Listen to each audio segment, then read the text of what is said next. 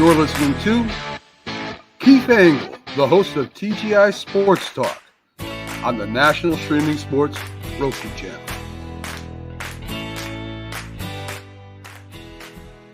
Good morning, everybody. Keith Engle here for TGI Sports Talk Sunday Stream of Consciousness. How's everybody doing today? Quite a lot of stuff to talk about in sports today. 4 upsets in the top 10, 11 in the top 25 yesterday, I think. Major League Baseball, Pete Rose, the Patriots mutiny. No, there's no Patriots mutiny. Anyway, quickly, let me welcome everybody to the show watching on TGI Sports Talks. I feel like I'm too high here. TGI Sports Talks Facebook feed or our YouTube feed. We're live on Roku on National Streaming Sports. Certainly watch that on the big screen. Get those get on the Roku app. Get that channel downloaded. It's free. Get it while it's free, I guess. It's all these shows on National Streaming Sports are partially sponsored by betus.com. You can go to nessp.com to click the link there and get some free monies to bet. And I've decided I will not be playing the video. Sorry, Mac. There's a little bit of controversy about the spokesman for the site, but we'll push the site. Get out there, bet. You got every sport available now. You got college football, you got pro football, you got Major League Baseball playoffs. You've got basketball starting soon, hockey starting soon. You can bet straight games. You can bet parlays. You can bet what do you call them? Can't remember what we're talking about with that. Let's see. Prop bets. You can bet prop bets. You can do anything you want. Just bet smart and bet with your head. Quick thanks to or shout out to Ralph Williams at RW Media. Ralph does some great stuff over there, including the Sports Corner every Tuesday from 4 to 6 p.m. Eastern with Smokin' Jim Frazier. DDH, want to give you a shout out. Thanks for watching over us every day. And quick shout out to some of the groups that support us so well. I'll start sliding some more in here, guys. But John Gonzalez at the Sports Authorities, one of the best, pops in the show a lot. Greg Rawlings over at America's Pastime, Love for Baseball. Greg does some wonderful stuff, does some great giveaways if you follow the show. Plus, there's tons of Major League Baseball players. There's, I think, 500 or 600 Major League Baseball players, former mostly, that belong to that group, plus umpires and whatever. But the Bottom Line Sports Show with Flo and the gang does some great stuff. Their show is on LTS, Let's Talk Sports, who's another great supporter of this show, Tanner D and the gang, and Ken Krause over at Golf Buds Sports of All Sorts. Lots to talk about. Quick, I didn't do it on the base. I did it a bit late. We'll talk about a lot of stuff today. There's a lot of college football stuff to get into. Upsets everywhere. 4 of the top 10 teams in the country lose. I think 11 of the top 25, I want to say. That's probably not right. 6 of the top 25. Miami squeaks one out. Some of the squeakers, Army and Navy 5-0 for the first time since 1945. We'll talk about Notre Dame sneaking back into the hunt. I've said there's a path there. I've said that all along. There's a path there, but it's a very narrow path. We'll get into Major League Baseball. Pete Rose, as I said, passed away this past week at 83, I think. We can talk a little about Pete Rose's legacy. It's your show, guys. I'm just throwing out potential topics. In baseball, Cleveland rolled Detroit yesterday. The Mets with another comeback. Again, I'm not sure Wheeler should come out of this game. Whatever. Mets surprisingly start Senga yesterday to go an inning. The Yankees hang on to beat the Royals. The bullpen was really good. Clay Holmes pitched well outside of the closer role. And the Dodgers beat the Padres with Ohtani going deep in that game. And then, of course, we got some managerial issues. Terry Francona getting hired by the Reds in a bit of a surprise. And then we could talk some NFL. We'll go through the picks today. We'll look at the standings. We'll talk about Devontae Adams and Crosby both wanting out of I keep wanting to say Oakland, Las Vegas. Rice out for Kansas City. Get off Kansas City's backs, people. Jesus Christ. And the surprises of the year. Steelers, Redskins, Vikings, disappointments, Bengals. Wow. Jaguars. Who else? I won't say the Giants, Danny Fuller. Anyway, lots of chat about. We'll get into all of it with you guys. I see you guys are piling in the room this morning. Awesome. Look at Alex here early. We got a London game today. Good point. Jets, are playing the Vikings over there today, starting in about an hour. Good to have Alec with us today. Should be one of the best games we have had in the UK.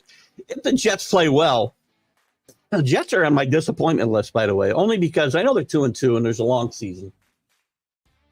But they put up two stinkers, two really bad football games. Rumors, again, these rumors get crazy. They're crazy in New England. They're probably crazy here in New York that there's an issue with Saleh and Rodgers. Look, the offense is out of sync, man. Rodgers has got his own offensive coordinator there. That's where the fault lies, if it lies anywhere. CA, blessed Sunday to you, buddy. Kenny Gifford, good morning up on the mountain. Got to be getting kind of chilly up there, Kenny. You might be seeing some snowflakes soon. We were in the 40s, I think, the last couple nights here in Half Moon, Clifton Park area. Michael we got two guys from across the pond with us. Alec and Michael are both with us, maybe for the first time together. Good to have you with us. Hi to you, Michael. Waiting for the London game, as Alec had mentioned. 2 p.m. UK time versus the Vikings and Jets. Would that be 1:30, by the way? Don't miss the first half hour. I thought the game started at 9:30. Our time. I could be wrong, though, Michael. I just don't want you to miss the first half hour. I want to turn it on, by the way. Good morning, Rick. Good to have you with us. I'll go back to the comments here in a second. I want to turn the game on because I got a TV here in my office, in my studio, so I can keep track of what's going on. And yesterday afternoon, I got TVs everywhere, guys. I'm a nut. So I've got streaming, a Spectrum streaming upstairs in the main part of the house. Downstairs here in my office and over here in my little man cave cat apartment, I've got 3 TVs over there to watch games on. And I got one I use outside on the deck to watch TV, which I did last night. Everything worked fine. I use Roku's downstairs. Every Roku I have has shit the bed, excuse my French, except the one that I use on this $5 TV outside. Not $5, but none of them work. Not one. I have no idea if Roku had some kind of,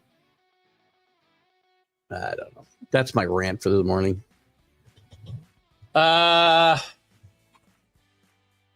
Kenny says is Judges another regular season wonder and disappears in the playoffs? So this season, this isn't new. Judges struggled historically in the playoffs. I have said, and again, at the risk of Danny getting on me for bashing my team, this team has got to pick it up against elite pitching. Michael Wacha's not an elite pitcher, by the way. This is a good Royal team, though. This is scrappy, well managed. There's a connection. Rick had mentioned. Rick, if you want to put it up, I'll be glad to talk more about it. I have it on my phone, and maybe we'll get a chance to talk about it. But big Amsterdam Mohawks connection with this Royal team. But sticking with the Yankees for a second, they do win this game, but again, you don't win or lose games, or should not be able to win or lose games because umpires calls. Yanks get a little bit of a break on call on Jazz Chisholm at second base. But more importantly, I feel the Yankees still need to find a way to score runs. They loaded the bases, I believe, yesterday, or at least man on second and third. I can't remember. Less than 2 outs early in the game, and they can't get a run across. Gleyber Torres with a horrible base running mistake again. This is the way the Yankees will lose this can lose this series. I still like the Yankees to win this series. Don't get me wrong. And they should. But the way they can lose it is to play bad fundamental baseball. And that's been the problem up until now. but they find a way to win. The bullpen really good last night. Clay Holmes is lights out. Luke Weaver came in, and I think, now I guess the last play of the game, I think, was a ground ball. Struck out every guy he faced except one. First 4-out save for the Yankees in a long, long time in a playoff game, I can tell you. Chris Fgrave is with us. Chris feels like playing the ponies today. My NFL picks today, we'll get to it a bit, Chris. I can tell you who I picked. I'll tell you who I picked on the Mac and Jack show. Now, this does not mean that I'll bet these games.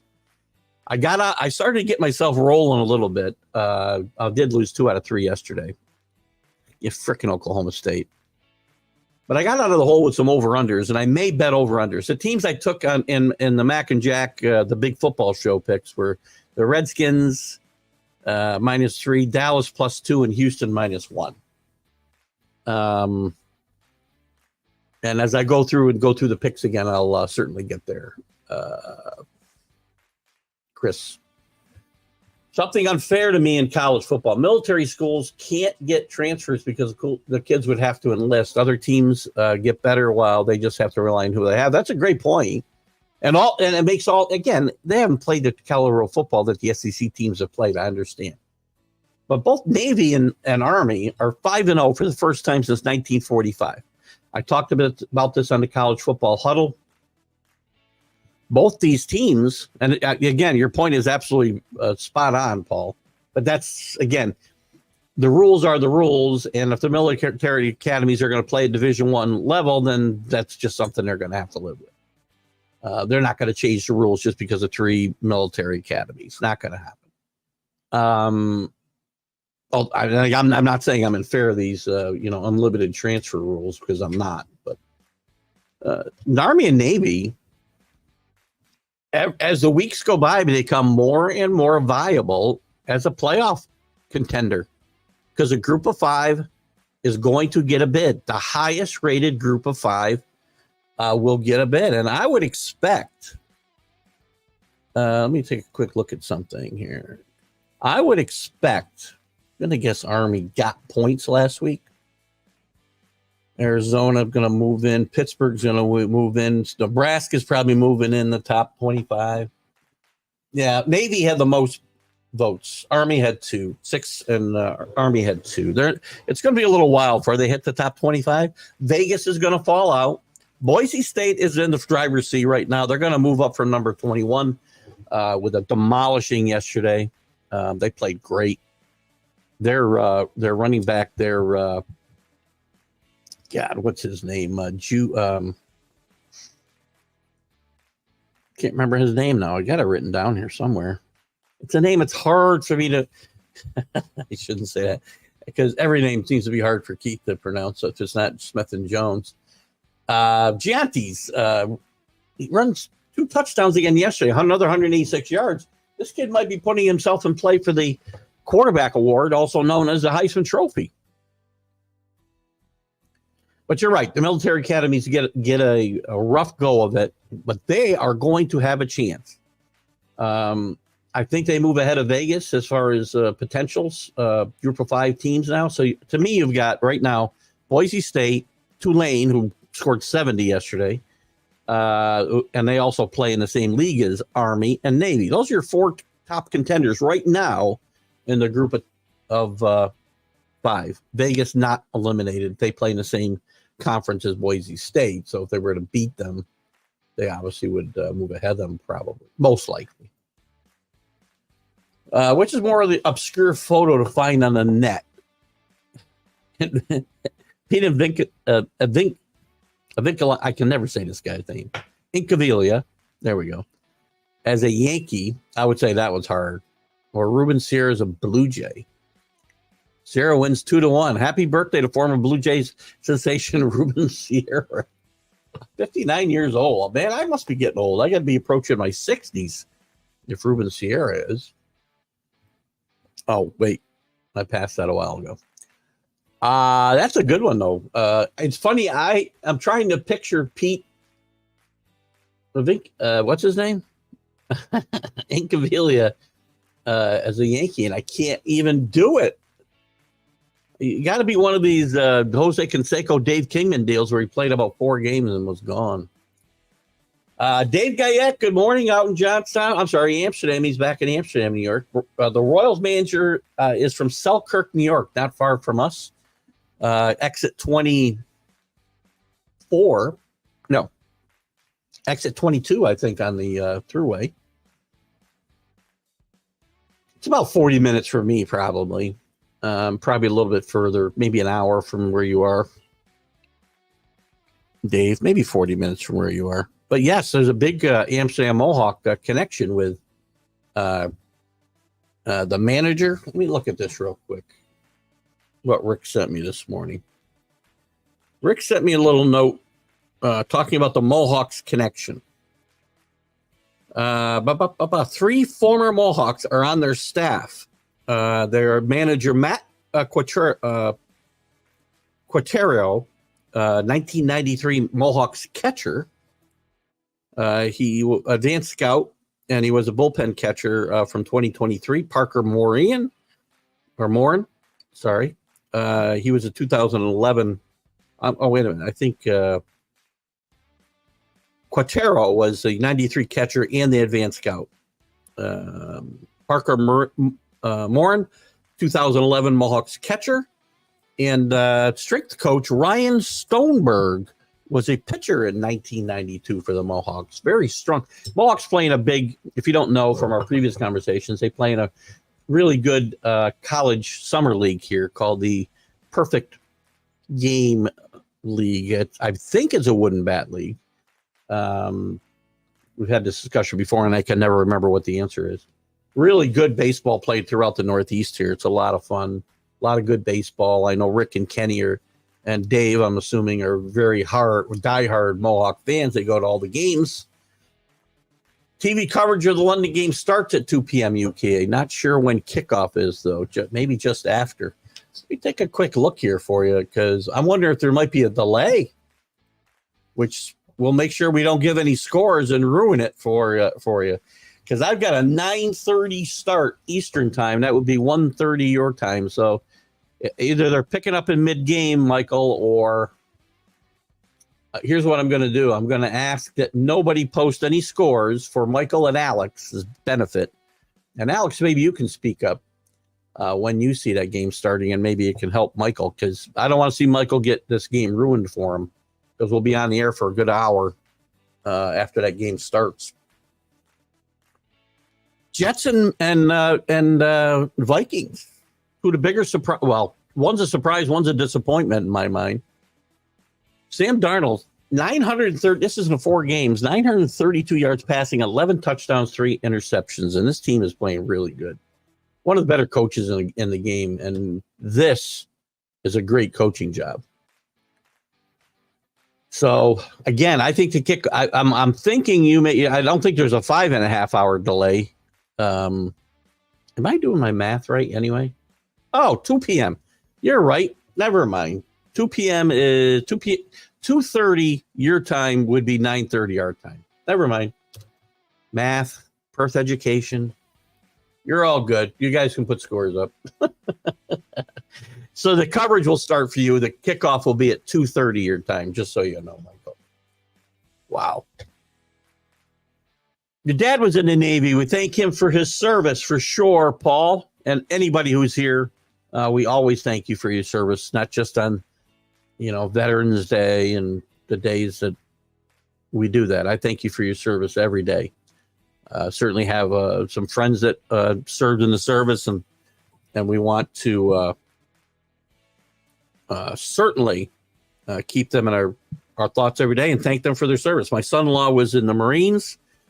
Good friend of mine, Rich Edwards, was in the. He did serve as well. I want to say in the Army, and he also has written a book, which we'll put up again. You can read this, and then we get a little. Rich Edwards. It is a look at. You can get this on Amazon, by the way. If I put it over here, maybe. Get nothing good. Yeah, you guys can probably read that. Check it out. It's a historic legacy. True heroism born from courage by Rich Edwards. You can find it on Amazon. I've got it on my Kindle, and I have just started it and fell asleep last night. That's the thing gets Rich's book. I had a long day, and we were out to a late lunch yesterday. Had a lot of fun. My wife and I did a lot of stuff getting ready for a wedding that I'm officiating on Friday. I ahead to get my whole wedding ceremony put to bed, which I did yesterday, and she helped me edit it. And a lot of fire and brimstone. Kidding. I'm excited to do that for my niece and her future partner. So current and future partner. And then watching football by the fire. It was cold outside last night, but a couple of nice cognacs warmed my soul, and then I went to bed with Rich's book and fell asleep. Nothing to do with the book, I promise you. NHL teams coming together. Bruins are going to leave some bruises. I only counted 4 players under 6 foot, and not by much. That reminds me, I read an article. I didn't read the whole thing, but who is it in the NBA? I'm going to switch off here real quick for 1 second. There's a 7'9" player in the NBA this year. Let me see if it comes up here. I'm not going to get it. Bronny had his debut last night, by the way. He was praised for his disruptive defense last night. Man, I can't find it now. I can't remember what team it was. I saw a quick, as I was scanning news yesterday, I saw this article about a 7'9" center playing in the NBA. Thank you, Rick. I question this every single time. Look who's here. Bill Pulver early. Jets ahead 24-0. So the game apparently started earlier in Billy's time zone. Where are you, Billy? Are you here in the 518, or are you traveling the world today? Good to have you with us, by the way. I need to know, Billy, if is your name still entered for the Itch Award this year? Because I know you're here sometimes, and maybe sometimes you don't jump in and push my buttons, but we've got some contenders to replace you in Kenny and Rick. They were the early leaders to replace you in the clubhouse. Now, I told them you may make a late run, but we have a late entry in Danny Fuller, who's just joined us in the last several months. But Danny is making a serious push for that Itch Award that will be awarded at the end of the year on the show. Prizes to be adjudicated later. CA, don't forget to start the NHL season. Chris just mentioned it. And of course, the PDC World Grand Prix starts tomorrow. It's the only 501 Dublin. I love 501, by the way. But when I play darts, that's what I want to play. I mean, I don't know what the standard is, CA, for dart tournaments and what the standard format is, but 501 is really the only thing I like to play. It's a double elimination tournament on the schedule.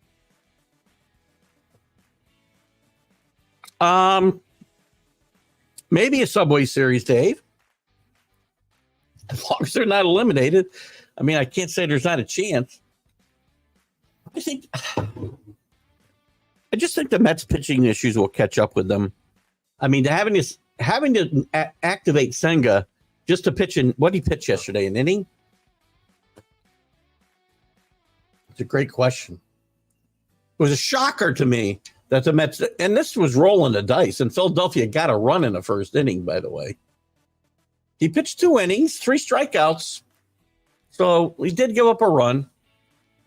You may see him again later. He had pitched 1 game this year in about 5 innings before he got hurt again. And he'd been out for months again. So they activated to start yesterday, which tells you the depth of the Mets pitching issues.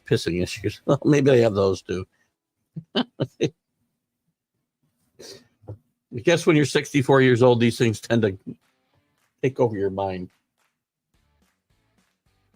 What was I going to say? What the hell was I going to say? Oh, yeah, and some others. Dodgers win yesterday. I haven't seen Danny Fuller with us yet, but I'm a little curious what the Dodgers are going to do after Yamamoto and Flaherty. So it's going to be very interesting to see. We'll look at the schedule today as well. But as a reminder, you did have the Mets winning 6-2 yesterday. You had the Dodgers winning 7-5 over the Padres. The Yankees with a 6-5 win. Nice win to start this series.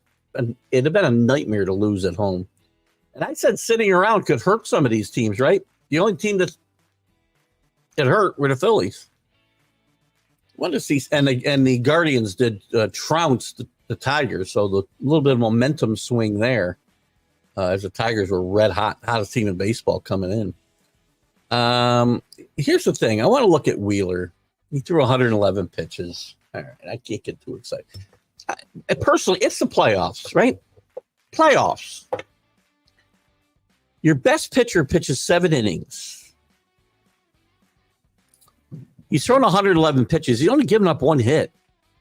How much duress do you think he was under in those most of those 111 pitches? Probably not a lot. He probably was breezing through this game. I watched it on and off between some football games and stuff.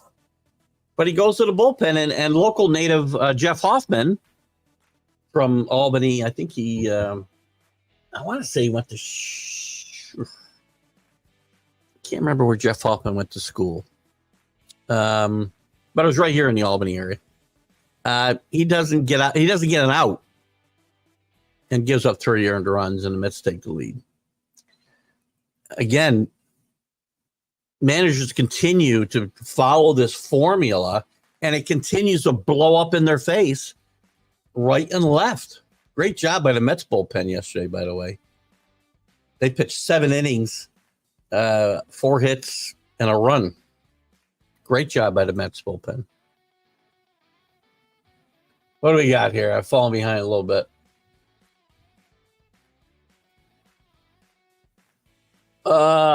We just started the best time of year in sports. If you like sports around the clock and all the sports playing at the same time, you've hit the right time of year for sure. Billy's in the 518 if anybody needs to know. Want to see? I do want you to declare your intentions for the Itch Award. Are you going to step aside, or are you going to make a late last quarter run here at the award, Billy? It's been kind of named the Bill Pulver Itch Award, by the way. I thought Memorial might be a little presumptuous, so I didn't want to put that in there. Karma's a bitch, man. I'm in big trouble. I'm sorry, Bill. I was only kidding. Don't know where I'm watching this show, but I'm not getting any other comments. Where are you? Let's see. You're on Facebook. Let's see if I can see what's going on. Maybe you're on my Facebook. If you're on my Facebook page, Kenny, I'm going to pull it up real quick. I can't see without going to them where all the comments are coming from. I'm going to tell you whichever one you're on, go to, hold on a second. We'll go to my profile for a second. We're going to do a little, where's Buck Buchanan when I need him? I need some audio visual help here. Help Kenny out. So right now, you and Paul, I see commenting on my personal page. And I think that's it. So I guess, and Paul, if you're having the same issue, pop over to the TGI Sports Talk page, and I think you'll probably see them. That's all. That's the only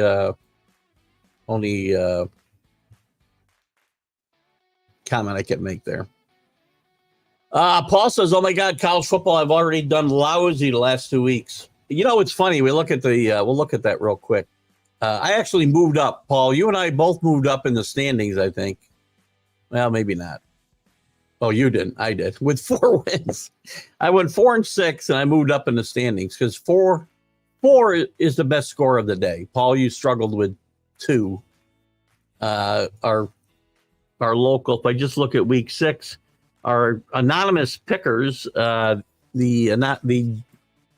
ESPN General Picks 1 player had 4. What happened? I just lost my, okay. Sports Not, we still don't know who that is, has 4. Then Rick had 4. Neil Bush had 4. Keith had 4. Kenny had 3.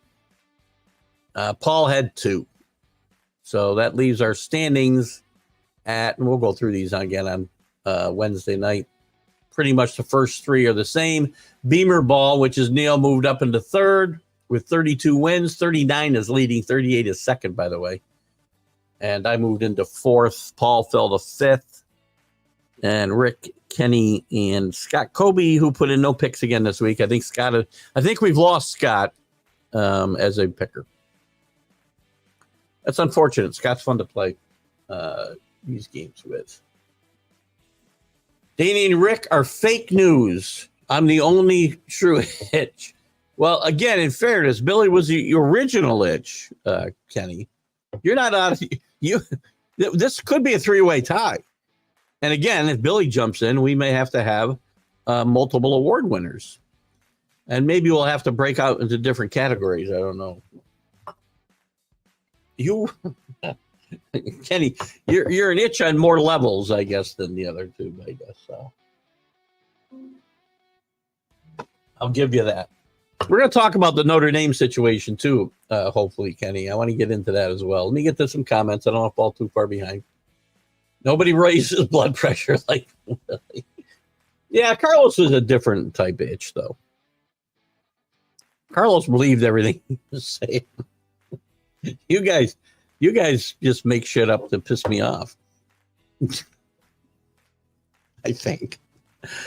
Michael Gott, should Air Force join? There's talk. I've said for years that Army and Navy and Air Force would be awesome if they were in the same league. Army joined the American Athletic Conference this year to join Navy, who was already there. And there's talk with the Mountain West issues that Air Force would move potentially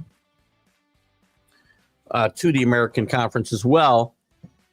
That's probably been scuttled now, I think, Michael, because with the Mountain West getting raided by the reincarnation of the Pac-12, the remaining schools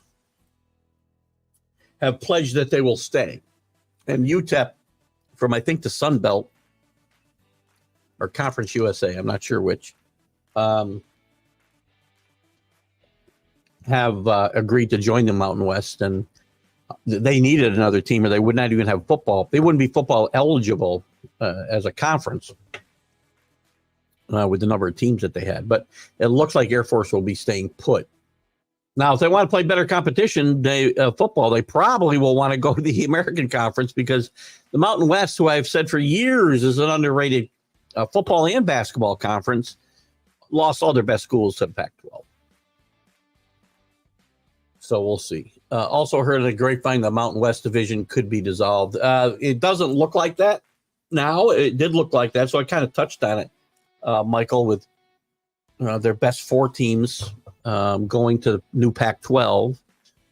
But they did bring in UTEP here this past week. So right now it looks like they're going to try to piecemeal this together and keep that conference going. It won't be as good as it was. And it's an underrated conference. Boise State is really good, for instance, this year, and has been at different points in the last 2 decades. But it does not look like the Mountain West at this point is going to go away. More realignment to come, guys. Just pay attention. I would pay to watch Tiger Woods until he's 90, says Piers Morgan at the Alfred Dunhill Links. Well, good for him. And so, by the way, not just Piers Morgan, but apparently the TV networks too, because any major tournament that Tiger is in, it doesn't matter whether he's in contention, which is rare, or, 10 shots behind, we follow Tiger around all day long. I want to watch the golf tournament, not Tiger Woods. So Piers and the major networks that cover golf all seem to feel the same way. Why was Morgan at Alfred Dunhill Links, by the way? Oh my God, hearing music in the background, Keith, again? I'm hearing music in the background. Maybe I gotta, hold on, let me, Drew always. Now you shouldn't hear anything. Hopefully, you can let me know. Sometimes I don't have the intro music turned all the way down. I don't hear it. It's very weird that I don't hear it. But then sometimes you guys do. So I apologize if that was distracting. Your doctor told me.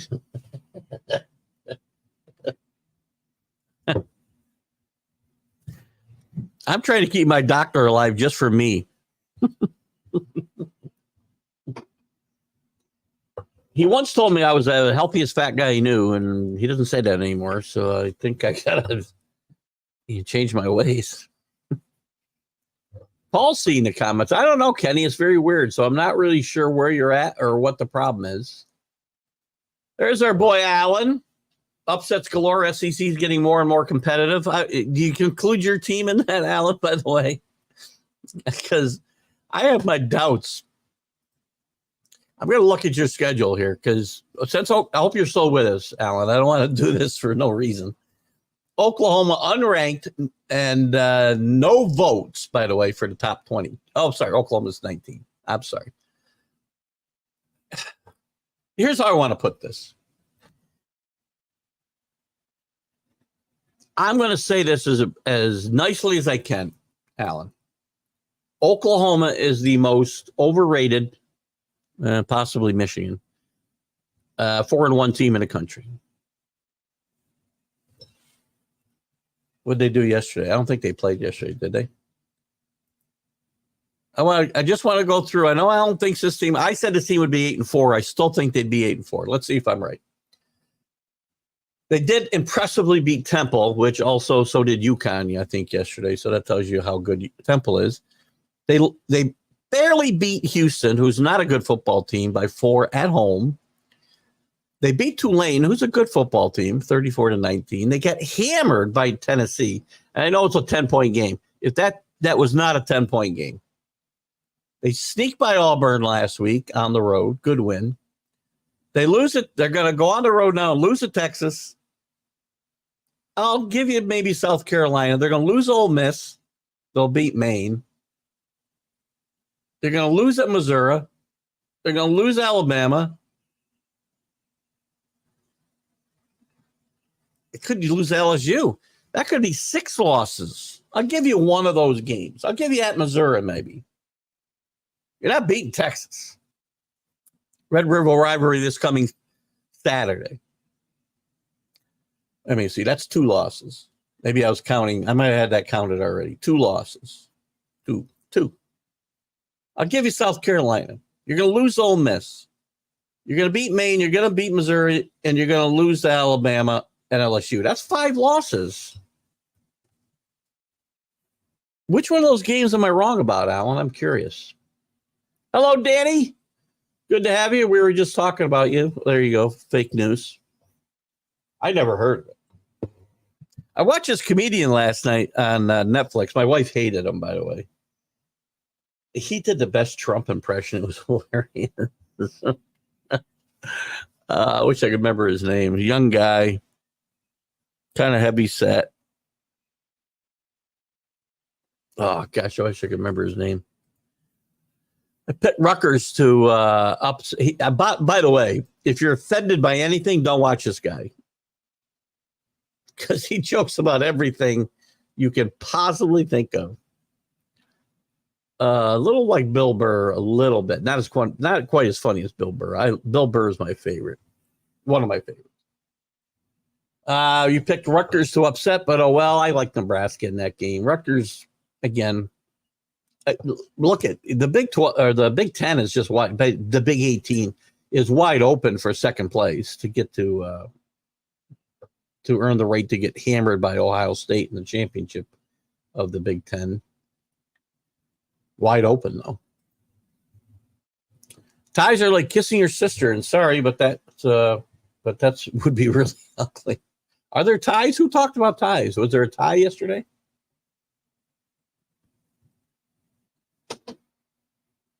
Oh, maybe I talked about a tie where, tie. Nowhere I mentioned ties. Maybe in the standings.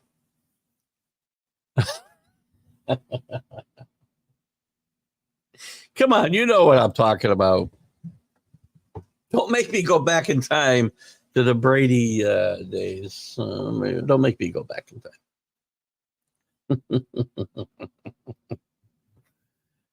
time. Pulver doesn't count. Billy Pulver doesn't count. His show he has tender like strange women. What? He has a tendency.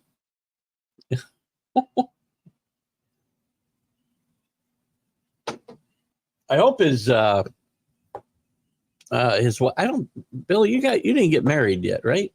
Are you getting married? I mean, you're not a young man, Billy. I don't think you guys have gotten married yet.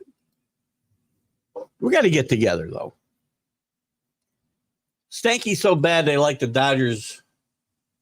They like the Dodgers need 10 more wins. Well, yeah. 10 more wins to win the championship? Is that what we're talking about? Is that I can't do the math. This is a 3 out of 5 series, so that'd be right. No, they would need 9 more wins, right? No, 10. You're right. Sorry, 10. There comes that perked education again. Mr. Jennings should have been taught me more about how to bet football, or maybe should have taught me more about betting on football. Misunderstood. Not double in the elimination in the Grand Prix, instead of straight in 501 to the button or double from the outer ring. Oh, I see. Players must hit a double to start their countdown from 501. I see. I still like 501. That version sounds fun to me too. I love 501. I need new material. I've run out of quitters past their date. You're right, because it's even Kenny and Danny agree with me. Yes, I think you beat that horse to death. Because it's just an unfair depiction of, again, the comment as it was originally brought up, Rick, by yourself and myself as well, were the guys who quit on the team last year. That is perfectly relevant. And those guys will always be seen as quitters. But the guys who stuck around,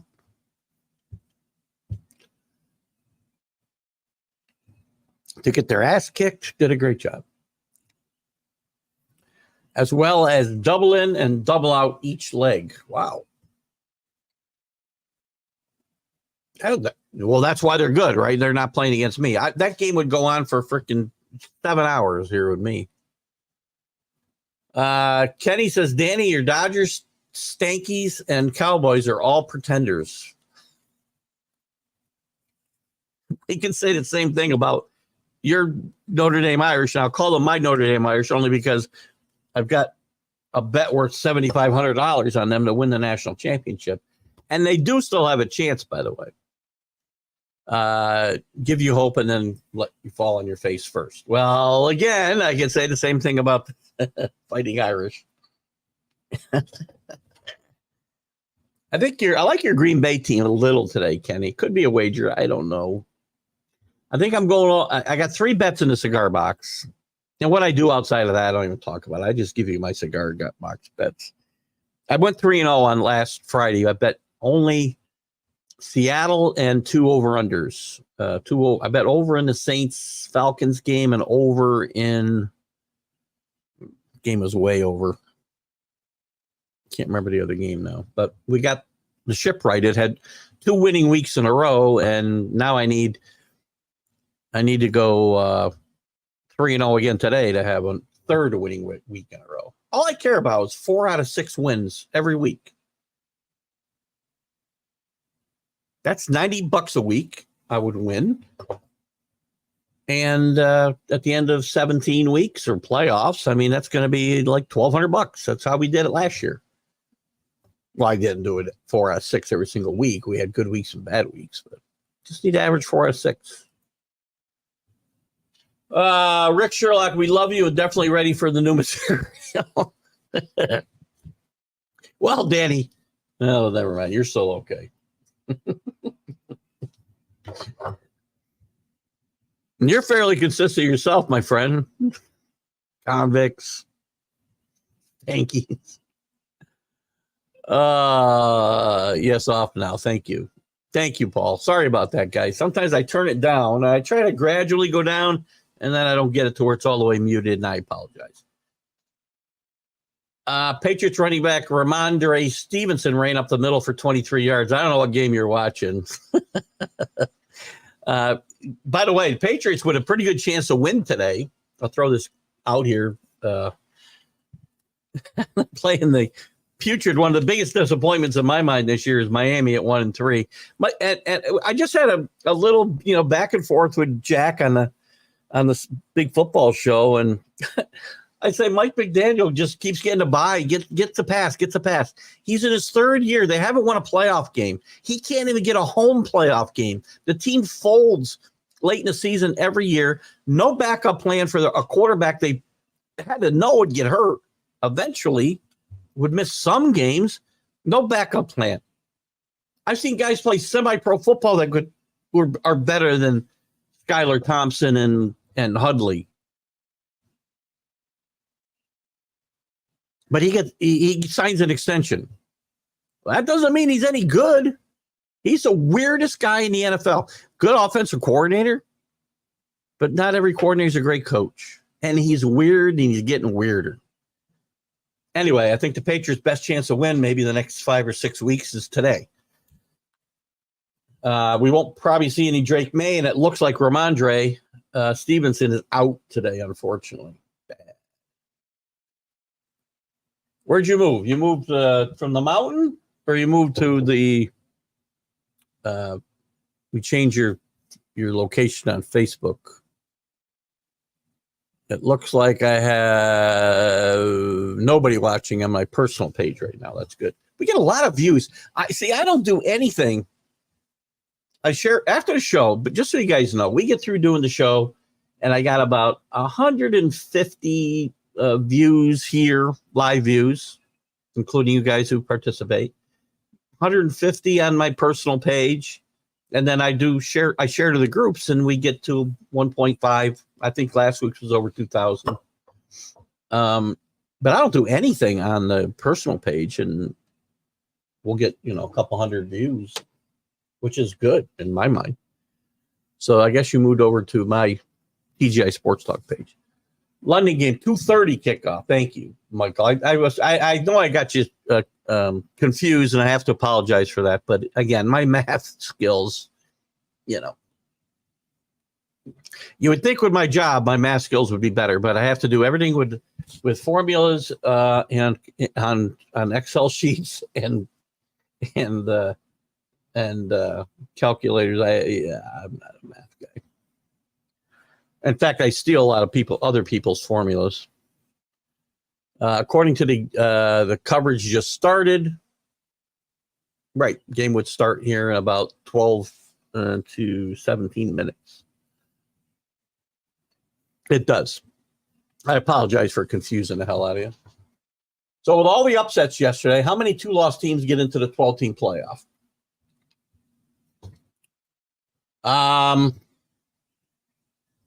I'll say right now, I don't think Notre Dame gets in with 2 losses. I think Notre Dame has to run the table.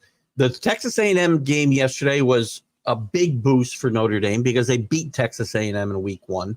Unfortunately, when we get later on, we have a recency bias we have to deal with. But they also get hurt because Florida State continues to look worse and worse. And when they beat them, it's not going to be good.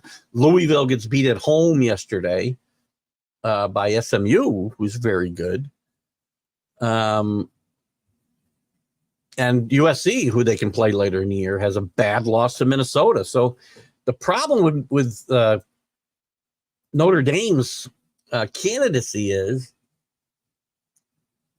they may have only beat one really good team by the time the season's over.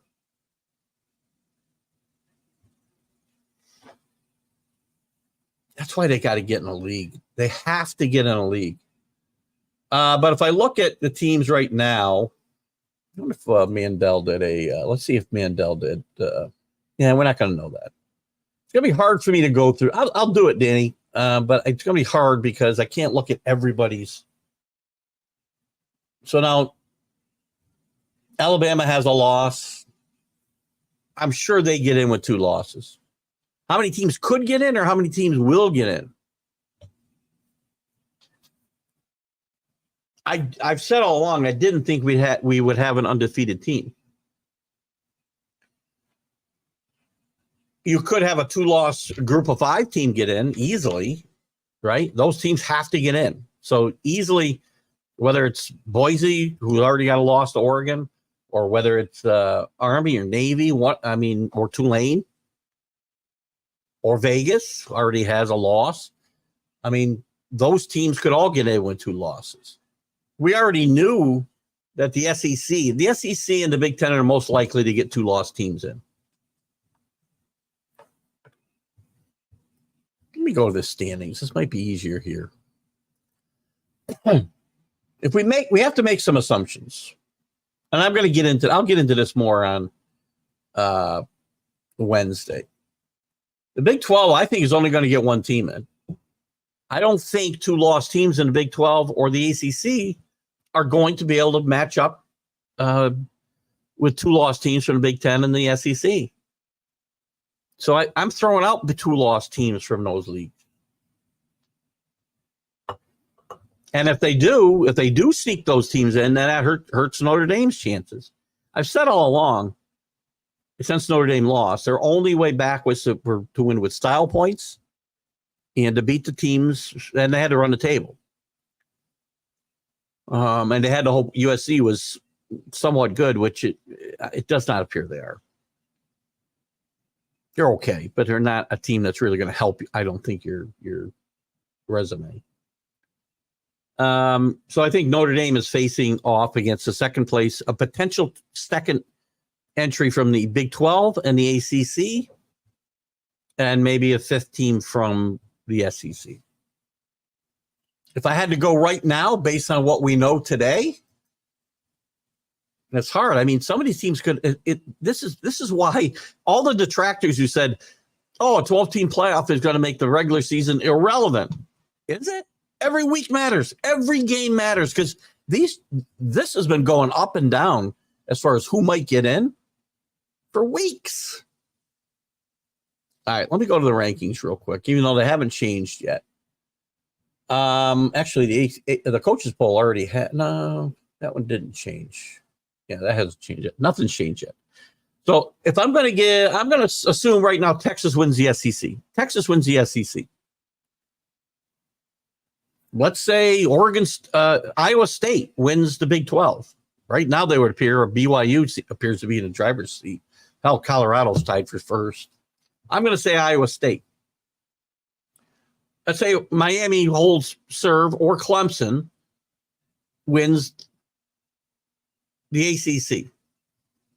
If Miami wins and Clemson's going to have 2 losses, if that's the case, I don't think Clemson gets in. I'm going to give it to Miami right now. And then who'd I miss? The Big 12 is obviously Ohio State. There's your 4 buys. There's 4 picks. After that, Georgia's in. They would get in with 2 losses probably. Bama's in.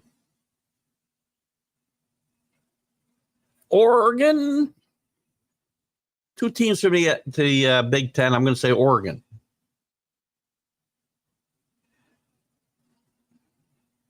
Then you got Tennessee, Penn State, maybe, depending on what they do in their games against Ohio State and Michigan, probably. They got to finish second and lose the championship game. Did I say Georgia? I think I did. 4. Tennessee, Georgia, Oregon, Penn State. Ole Miss is no longer a lock. Notre Dame, actually, Kenny, Notre Dame is probably creeped up in there. I think you'll see them in the top 12. I don't think they can do it with 2 losses, though. Oh, and you got your group of 5 team. Call it Boise State. Then you got 2 more teams from Clemson, Ole Miss, LSU, maybe the runner-up in the Big 12. It's going to be a great race. Great race. So to your point about two lost teams, I think you could see a handful. You could potentially see half of this playoff with two losses, I think, in my mind, Danny. I don't think Notre Dame can afford another one. I do think Georgia can. I'm not sure about Alabama if they can afford another loss, depending on what happens in the rest of the SEC, right? The SEC and the Big Ten are the wild cards. It depends on how much they cannibalize each other. Longhorns fed a lot of popcorn yesterday. Yo. Danny, only one course, and that's Notre Dame. I'm not sure what that is. Fighting Irish stock went up and then down. That's what I said a little bit earlier. Maybe you posted this at the same time. Yes, USC hurts. Florida State hurts. Every time Florida State and USC lose, that hurts them. Texas A&M's big win yesterday helped them a lot. The problem is, again, that may be the only good win on their schedule by the time the season's over. I think today you'll see them they'll be ranked at least in the AP poll, probably high enough to get in. Now that poll won't be the poll that decides it, though. There'll be a tournament playoff poll. There'll be a playoff poll that'll start, I don't know, end of this month, maybe. Sometime the end of this month. Notre Dame does not fall into that category. People always rank them higher than they should be. Hope is a terrifying thing. But I will say this. Hope is not a plan. We use this in meetings all the time. Anybody ever comes into a meeting and says, I hope, they might as well just leave then, because hope is not a plan. Billy Pulver, he made a fateful decision to lateral the ball to teammate Jacoby Myers, despite overtime waiting on the other side of the whistle. What? You're what?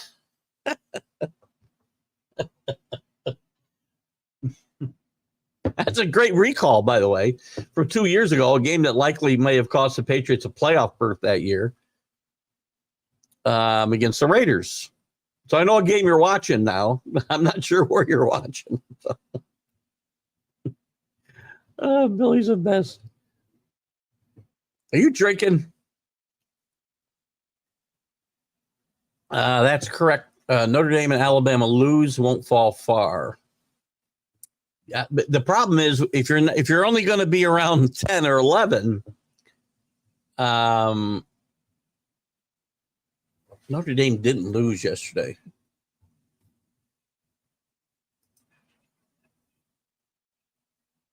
Unless I missed something. No, they didn't play.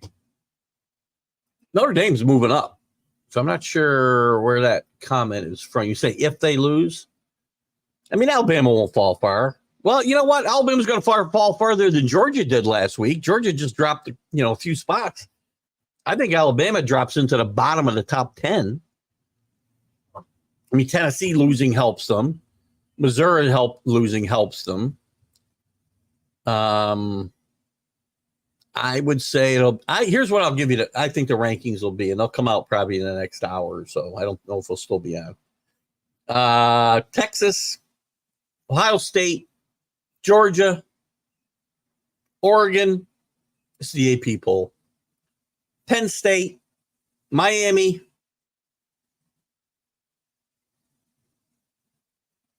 Ole Miss moves back into the top 10 at 7.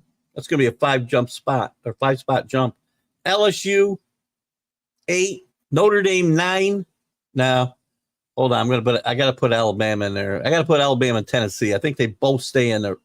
I'm going to put them at 9 and 10. So I got Texas, Ohio State, Georgia, Oregon, Penn State, Miami. I'll put Alabama at 7. But Tennessee at 8.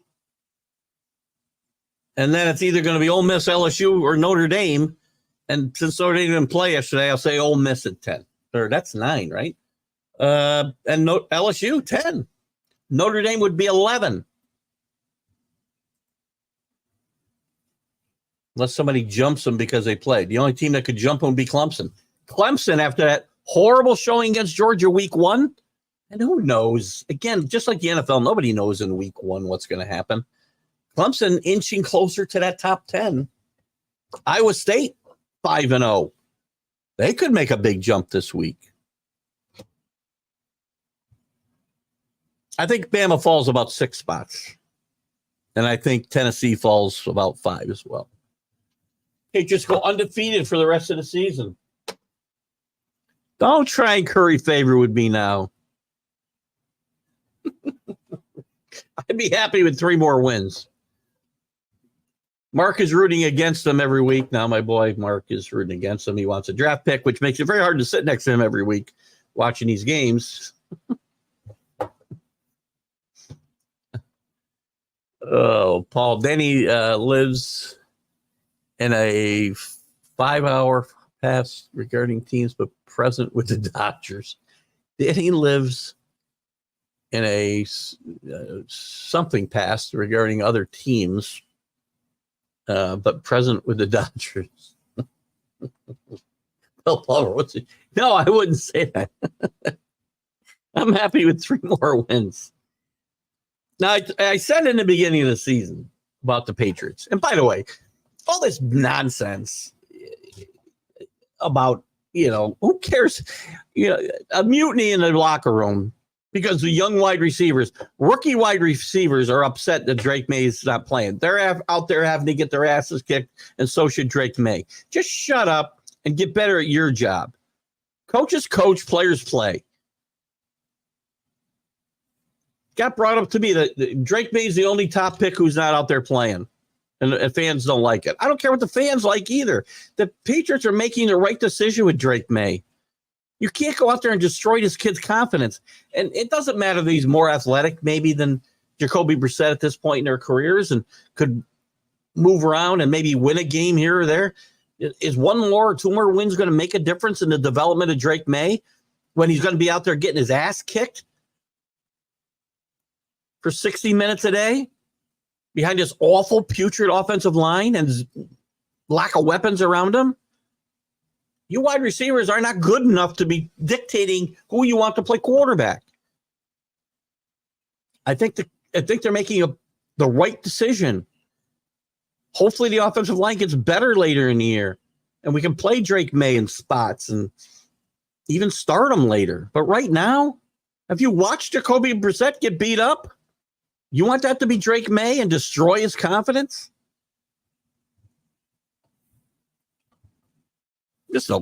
Boston writers are the worst. They always have been.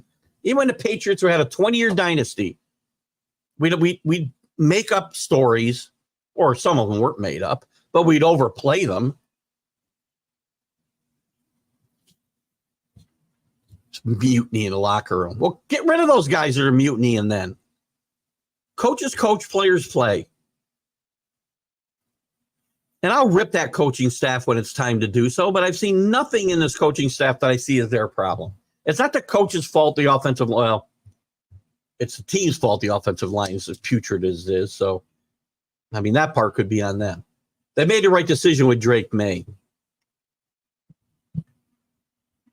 Not their fault. It's the front office's fault that the best player on the team is the punter.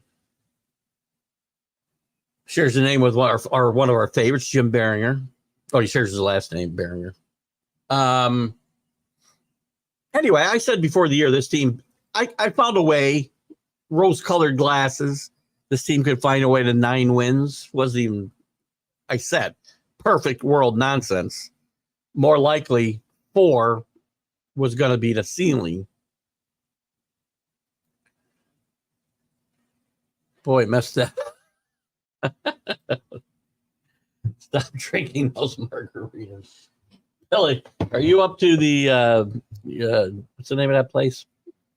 What's the name of that place we went for margaritas? I can't remember. Cantino. Whatever. I'll call it the Cantina. They got great margaritas. Before my granddaughter was born, we had a baby shower there, and they put out pictures of margaritas, but, you know, I had my own little tab going because we had to have the Cadillac margaritas, which were about $22. Plus $22. So like $18 a pop. So I had like a $400 bar bill that day. Not just for me. Notre Dame is money in the bank. Listen, I hope so, Kenny. I'm rooting for you. Nothing is money in the bank right now except probably 4 teams in the SEC getting in. Other than that, anything can happen. The group of 5 pick, wide open. Every conference championship, wide open. Which, by the way, will play a big deal into who gets the at-large picks. It will play a big deal with Notre Dame. I still think by the end of the year, well, it depends. I guess, look at the problem, and not the problem, but the issue for Notre Dame is that when these teams lose in the SEC, they don't fall very far because they're playing against other really good teams. Now, Alabama losing to Vanderbilt will drop them further than, maybe it drops them past 8. Maybe it drops them out of the top 10. I doubt it. But they're going to play other really good teams, right? Texas losing to Georgia is going to drop them a spot or 2 in the polls. That's it. So Notre Dame, without these teams all losing multiple games ahead of them, yes, if Miami loses, that'd be good for Notre Dame. Yes, if Penn State and Oregon all lose, that'd be good for Notre Dame. If they find their way back to the top 5, then they're in. If they find their way to the top 8, they're in. Problem is, if they're hovering around 10, 11, 12, all bets are off. And again, their schedule is working against them. They want Texas A&M to play really good. They want Florida State to get better and better and better and lose to them. They want USC to win every game except to them. Because Louisville right now is their best win. I'm sorry, Texas A&M is their best win. Louisville's their second best. Louisville may be worse than I thought they were. That hurt them. I didn't mention that in my comments following up on Danny's comment. They're not a shoe-in. I want them to be in, of course.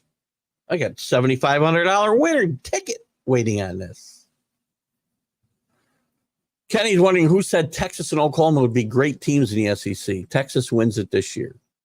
I never said Oklahoma would be good. I said 8-4 was their ceiling. Right now, I just went through and Alan bugged out, it looks like, or didn't comment on my comment, that they're the worst 4-1 team in the rankings right now. And I think they'll finish right now 7-5. I'm saying. I'm wondering what's, again, Texas will win this for sure. But Texas doesn't have an easy road. Yeah, there is some easy roads in the Big Ten or the SEC. That's for damn sure. They still got Oklahoma this week, which they'll win. They got Georgia at home. I think they win that game. They got Vanderbilt at Vanderbilt. Nobody should lose at Vanderbilt. Not the top of the SEC, but we just saw Alabama do it. Texas is better. They're going to beat Florida. Arkansas won't be easy, but they'll win it. Kentucky, Texas A&M looks like a much more difficult game on 11:30 than we thought. By the way, 11:30, November 30th, we're going to go to the Miami-Syracuse game. I just bought tickets the other day. Good tickets available if anybody wants to go up that day. Interested to know my view, Michael says, and others in the chat, in college football, which is the greatest rivalry trophy? Like the Victory Bell, or Jesus, I don't even know what they all are anymore. There's so freaking many. Let me take a quick look. That's a great question, Michael. I love it. Let's see. College football rival. I think, and again, I think it might be trophies. Here we go. You ready? Let's do this. Listen, I will say this. I think Army-Navy is the biggest rivalry. I'm going to say the Commander-in-Chief Trophy is the best rivalry in football. I'll give you that right now. Not the best teams, best rivalry in football. Let's see what some of the other ones I like a lot. You guys can throw your stuff out. The Apple Cup is a good one. Washington State. Some of this stuff is so freaking made up. Army-Navy is the Secretary's Trophy. I think that's the best rivalry. If you want to add the triumvirate, then the Commander-in-Chief Trophy, I think when you add Air Force in I think it's the best rivalry. Boy, there's so many now. Oh my gosh. The Victory Bell. Interesting. When he brings that one up. It's the Victor's Bell, by the way. It's Pacific San Jose State. I would not put that up there. Arkansas, Missouri is a good one. Battle Line Trophy. Wooden boot. The Bedlam Bell. I would say here. All right. So right now I've got number one, the military trophy, the Commander-in-Chief Trophy. And I may say it's Army, Navy, and just the Secretary's Trophy, okay? Bedlam Bell, Oklahoma State, the Red River Rivalry. 2. I may make a change as we go through here. O'Rourke University Bowl. Wow, there's a ton of them. The old wagon wheel's a good one. BYU and that's Utah State. That's not the one I wanted. Victory Cannon. Governor's Cup, Georgia and Georgia Tech. Not terribly competitive year over year. It's funny how some of these teams. Oh, the Victory Bell. Sorry, Duke and North Carolina. You do have that right, Michael. Sorry, Victory Bell, Duke, North Carolina. No. Boy, there's so I can't even get through them all. There's so many. Obviously, Michigan State, or Michigan, Ohio State. I'm not sure they play for anything in that. There's so many now. Oh my God. There's like 125 trophies. It's amazing. Only college football. Battle for the Bell has had 3 different teams. 4 different teams, 5 different teams in a rivalry over the years. The Telephone Trophy. Oh, God. I still like Secretary's Trophy number 1. I'm going to take the Bedlam Trophy number 2. I'll let you guys. There's so many. I can't even get through them. Oh, my God. So trophy-wise, I'm going to give you those 2. Are they the best rivalries in football? No. Ohio State and Michigan's probably number 1. Alabama, Georgia, right now especially, is number 2. Army, Navy, is always going to be in the top 5. I'm gonna list them number 1 always, just because.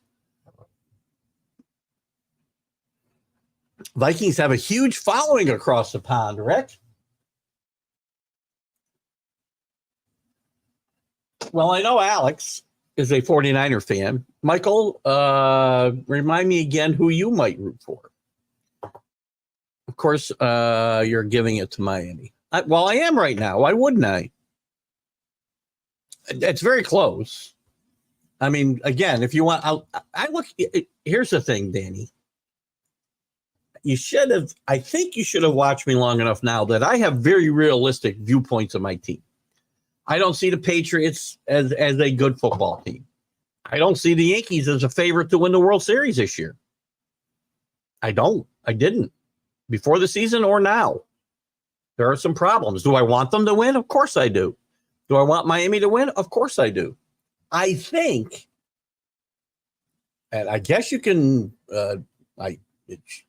that's why we have a great country here, is you're entitled to dispute that comment that I think I'm very even-handed when it comes to my picks.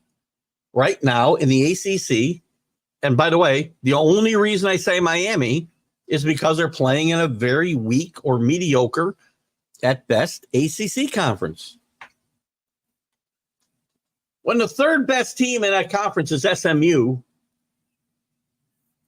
this is going to come down to Clemson and Miami. And what I've seen so far, and Clemson's coming back a long, long ways. If these two teams play it, Miami undefeated and Clemson with one loss, and Clemson wins, I think they might both get in. It all depends. But this, and I've said, this is another conference that will beat itself up for different reasons in the SEC. But there's no way that Clemson and Miami are not the class of this conference right now. So I got to pick one of them. And from what I've seen so far, Miami's a better team. They got a better quarterback. Their defense is terrible, but that's got to get better.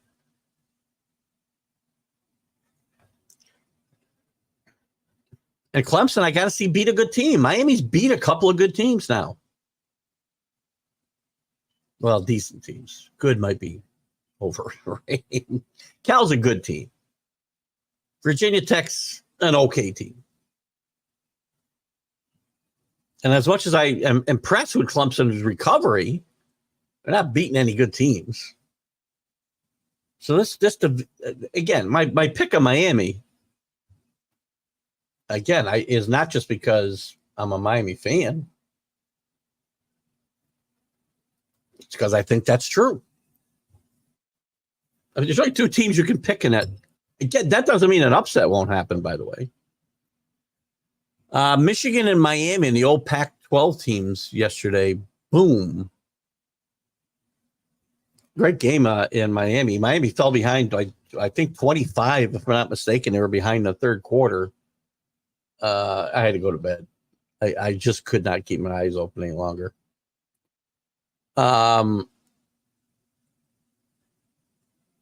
Michigan, again, the offense is pretty bad. I thought the defense would travel better. I didn't bet the game. Mac had thrown it out as a game for me to pick, I think, on Friday, and you could have flipped a coin. I could have gone either way. I thought Michigan's defense would travel better. Neither one of those teams is very good. Cal's much better than you think. Great experience, I thought, with game day at Berkeley yesterday for the first time ever. If you didn't watch it, I don't know how many guys. We talk about game day a lot. I just love the show. And McAfee's field goal contest, he gives a kid from. There's some great signs, by the way, in this. So probably one of the crowds with the best signs of anybody. Marshawn Lynch was funny doing the picks. And the field goal contest, the kid kicked. I believe Pat McElroy gave him McAfee, gave him a second chance after he missed it. I think he missed it. I was doing other things. I usually pay close attention because it's a very funny spot. Usually the kids kicking or ripping kickers on how easy it is, and they can't do it. But he made a kick for $100,000, and they also kicked in another $600,000 for hurricane relief. So I thought it was pretty cool. And it was a great experience. And Cal is a better football team than you think. Miami's defense is not good, though. I mean, they play Clemson. It's going to be I see no way it's not going to be a Clemson-Miami conference championship game. Bet the over in that game because neither one of these teams played great defense against good teams. 6 teams would have, I think that's what they said. I think that's half the field. And I think it's possible. It's hard I got to go look at all of them to do the schedules out, but I can see as many as 6 teams having 2 losses. You could have 3 lost teams in there, which was John Lalonde, who we've lost. I hope John's okay. We haven't heard from John. He used to pop in this show a little bit, but he'd be in a college football huddle all the time. I have not seen him all year, so I hope John's okay. He came in on YouTube, so I can't check in on him on Facebook, but he's a big SEC guy, and he calls this a participation trophy tournament, which I think is horse shit. Oh, excuse my French. I don't believe that at all. You have to earn your way into the tournament. right? Although not my format, the format that I advocated for, which I was threatened a lawsuit with by Basement Bob when he was able to get access to his mom's computer, was every conference winner gets in. That's 10. You still get 6 at-larges. If you let every conference winner in, they won their conference. That's not participation trophy. And you still have to go through that tournament and win to win a trophy. Those are participation trophies are when you put 12 teams in a tournament and you give them all a trophy. That's participation trophy. Not having a tournament and coming away with a champion. So some people need to learn and understand what is meant. And nobody hates participation trophy ism the way I do. Or nobody more, I should say. There's a lot of people who hate it. I hate it. Yes, you give every kid on a team that wins a championship a trophy, whether he sat the bench or not. That's not participation trophyism. It's giving every kid who played in the tournament, whether the team won or lost, a trophy. That's wrong. That teaches kids nothing about needing to succeed and get better. Make yourself better. Work at getting better. Kids need to learn how to lose. Keep score and don't give everybody a trophy. Alabama will not lose another game. Well, that is an interesting comment. If they don't lose another game, then they're in, obviously, because that would mean they win the SEC championship game. So they're in.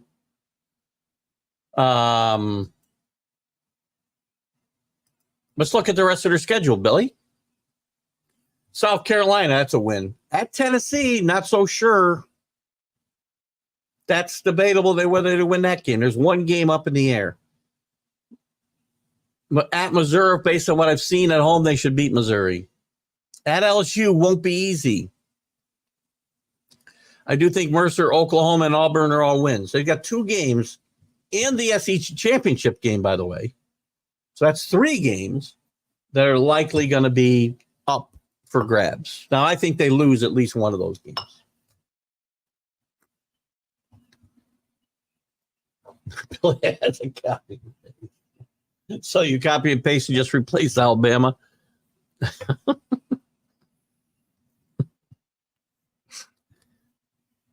What's that? What is that, CA? You better hope Plymouth don't play Georgia again. Danny's picked up on my grammar. No, I think, again, they could play Georgia. They could play Texas in the championship game. I think they could lose to both those teams, I think, in the championship game. I think they would lose to both those games on a neutral field in a championship game of the SEC.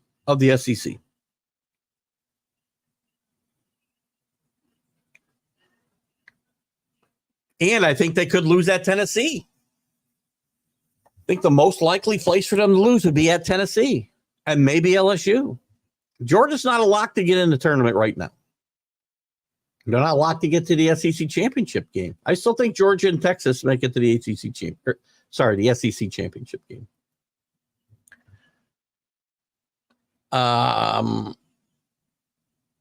That's just the way it plays out. I mean, Georgia lost on the road to the number 1 team in the nation. At the time they were number 3, right? Alabama, the number 1 team in the nation, lost to one of the worst teams, the worst team in the SEC, at least historically. They played better this year. I'm just telling you how the pollsters rank. Georgia's not dropping, right? Okay, so let's look at this again. You got to look at it logically, Danny. And again, I'm not saying there's no way. Hold on a second. I got to get back to my rankings. So Georgia's 5 right now, right? Tennessee's going to drop, and Alabama are going to drop. There's no way they're not dropping more than So Georgia's moving up. Georgia's moving up. You don't win by 20, and then a team that loses to one of the worst teams in the conference falls ahead of them. Head-to-head means something, but it won't mean anything here. And these polls don't mean that much today. They're going to fall behind Georgia. If they lost to Ole Miss or they lost to Texas, well, yeah, they might fall to 4. I mean, you saw Georgia fall from 1 to 5. They lost to a team much better than a team Alabama lost to. Alabama's just going to fall further. Again, I'm just using logic.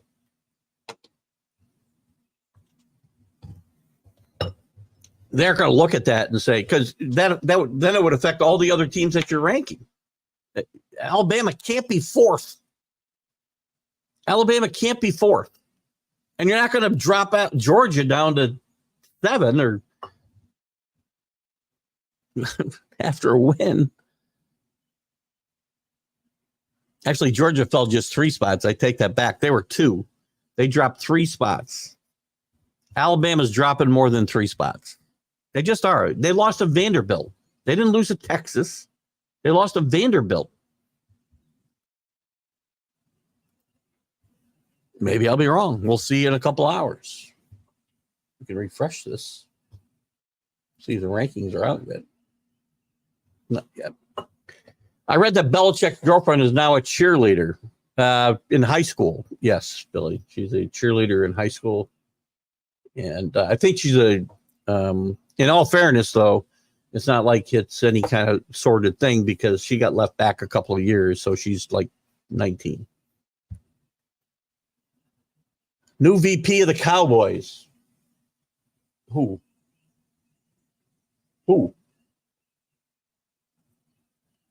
I lose track of these conversations, man. I got to get to the NFL picks here, maybe at the top of the hour. Hope College, the Flying Dutchman. Isn't that the Flying Dutchman? Isn't that the Union? Hope does have a college. Did you go to Hope? I know some people. Didn't they just close that school, Billy? I don't know that they had a football team. I thought it was a women's school, but I could be wrong. I do know the Hope College, I think, just closed. Best rivalry is Notre Dame against everyone. Well, that's not. Well, Notre Dame USC is a great rivalry. I don't know that they play for a trophy, to Michael's question. Great rivalry, though. It hasn't been a big rivalry in the past or the recently, but you go back decades, and Army and Navy and Notre Dame all had great rivalries against one another. Again, I can't say enough how impressed I am that Army and Navy are off to these 5-0 starts, and regardless of competition. First time since 1945. Minnesota has a rivalry, they do. Some of these, if you looked up the list, I thought I was going to find a list of like 20. And one of them, and I remember it was a bunch of, not major conferences, not major conference schools, but one of them had like 6 different teams that through the years the rivalry's been between. It's called Vanderbilt. I think maybe Kenny's answering Danny's question, I hope. They're a new home team. They are the home team, so they did the Skol chant and Jared Allen blew the horn. Well, that's pretty cool. That's pretty cool. So the game's already underway, right? What's the score? Anything going on there? Well, Vikings up 3-0. Sam Darnold 4-6 to start the game. Aaron Jones 5 rushes for 20 yards. Jefferson already with 3 catches. SMU started the wonderful. Listen, SMU. If there's a wild card, maybe, and I said this before, there were a lot of wild cards in the ACC. I think I got to see if I can get Larry Sorensen on. Wednesday night because the ACC, I keep saying the ACC, it's wild. I think Miami and Clemson are obviously the best two teams. And I think everybody else, and that doesn't mean they can't lose to one of these teams like SMU. I don't know who's on the schedule for either one of them without looking. And to Danny's comment from before, I am under no illusions that Miami is one of the best teams in the country. I'm not even sure they're a top 10 team right now. I'm only talking about winning the ACC. Bear with me one. And I've seen this movie before where this team gets started off, 7-0, 5-0 now, 7-0, 8-0 even, and then they play Clemson or something and they get their butts kicked. I'm under no illusions. I'm just pointing out what I see up until now.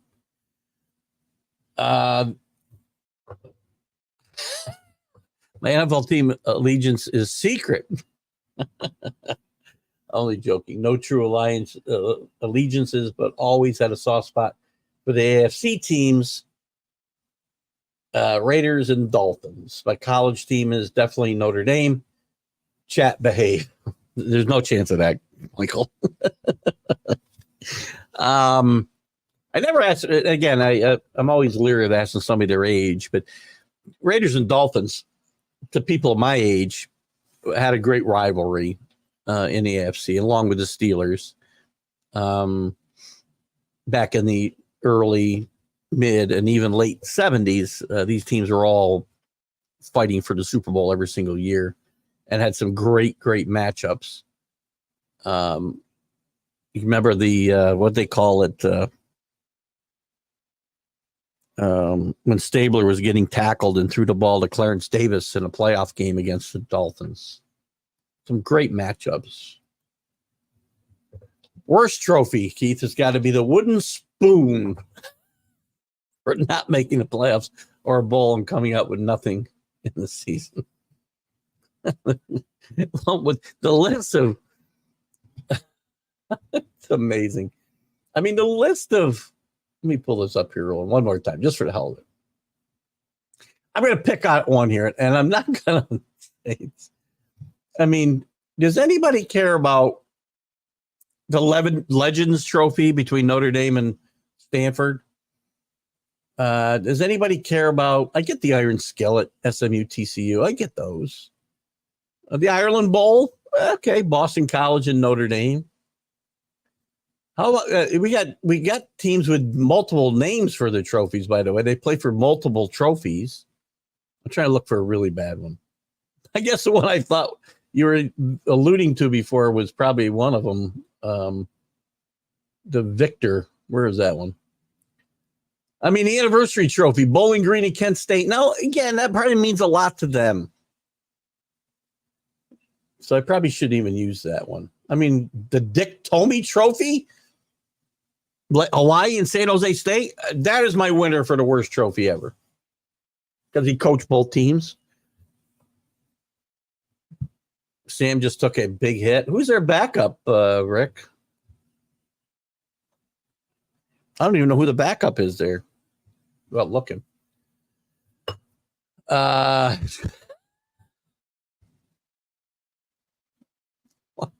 His girlfriend's a stripper at Kraft's favorite place. It wasn't a strip place that Kraft went to be quite frankly. Let's get the facts right. He went to a massage parlor for a happy ending. He didn't go to a strip club. I realize I got to get to the picks here in a second. If we weren't giving the score for the, no, we weren't. No, we did because I screwed up the timing, Rick. I'm sorry. I screwed up the time. They're on the same time we are. Let's get in Ain. I thought we'd already been there, Chris.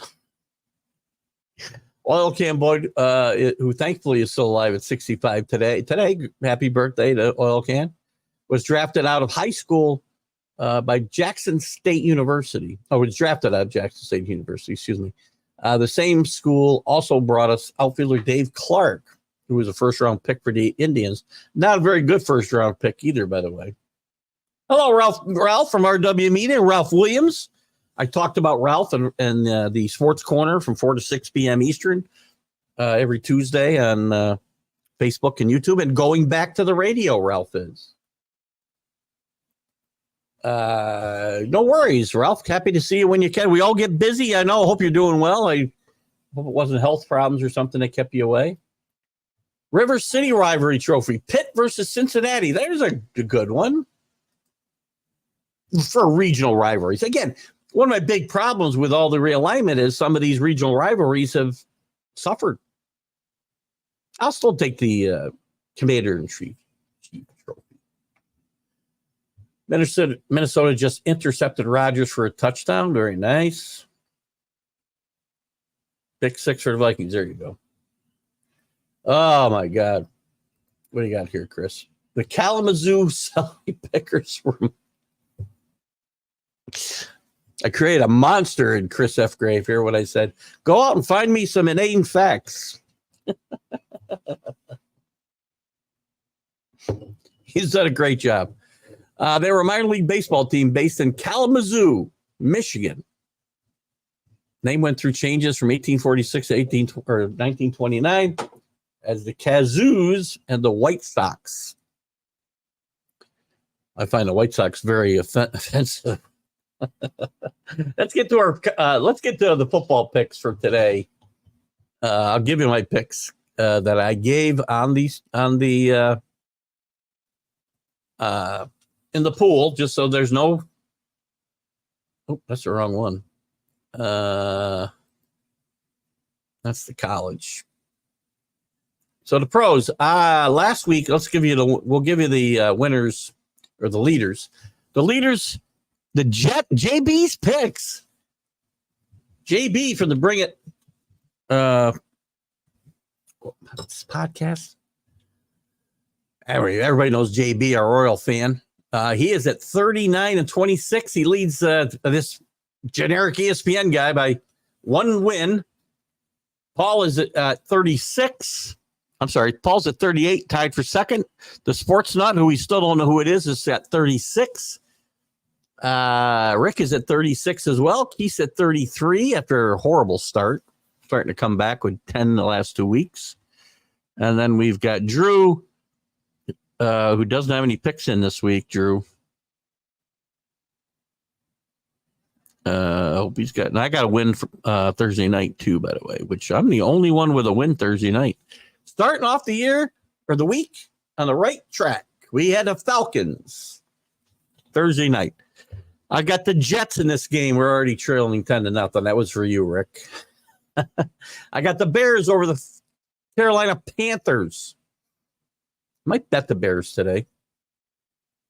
Got the Bengals over the Ravens. Why, I don't know. Home team.